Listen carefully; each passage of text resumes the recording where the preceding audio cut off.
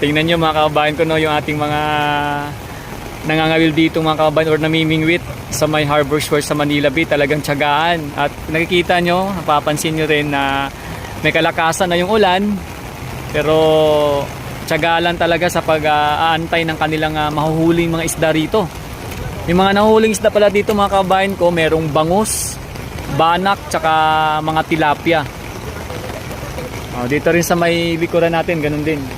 Ayan, no? Marami din dito ano. Abang-abang na sila ng kanilang mahuhuli.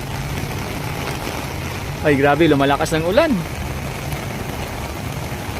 Pero tuloy lang, tiyagalan talaga. Tsaka kanina mga kababayan ko, marami tayong nakita na may mga nakahuli ditong bangus. Yung ibang lalaki pa. Yung ano nga nila sa akin, parang 3/4 or mahigit or mag-1 kilo, parang ganun.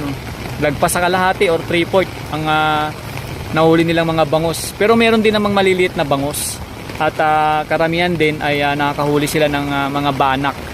Tapos may tilapia din, pero hindi madalang po yung tilapia, no? Di gaya ng bangus na panay-panay tsaka yung banak.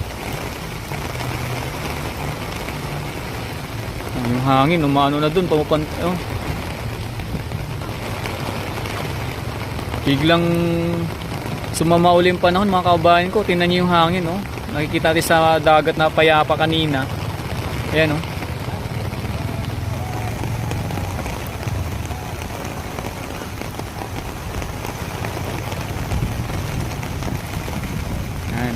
ito po yung mga nangangawil or namimingwit dito sa Harbor Square, Manila Bay.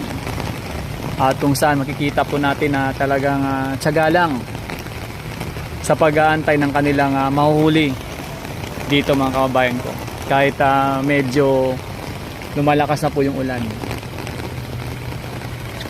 Doon nakarami na yata doon si Sir, Kaso tilapia nahuli na lahat doon Dito talaga marami nahuli bangus. Yung iba pong video naka po sa aking YT mga kababayan ko, pwede niyo po doon makita.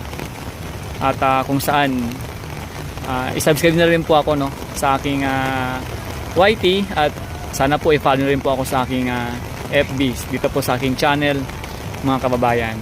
So ayan po, inyo pong abangan yung ating mga update dito. At sana magustuhan niyo po yung ating mga pinapakitang ganap dito po sa aking channel mga kababayan, Maraming salamat po sa laging nanonood at sa palagi po mga sumusuporta sa aking channel. Salamat po sa inyo mga kababayan ko.